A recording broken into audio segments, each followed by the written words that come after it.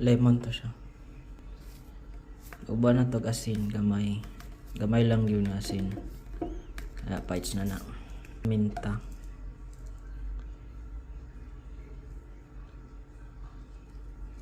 Ayaw, okay na yan.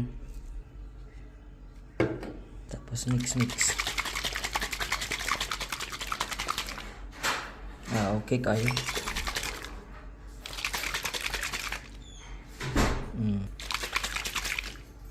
Ito na guys, okay na yung sauce natin. Tapos i-mix na natin to.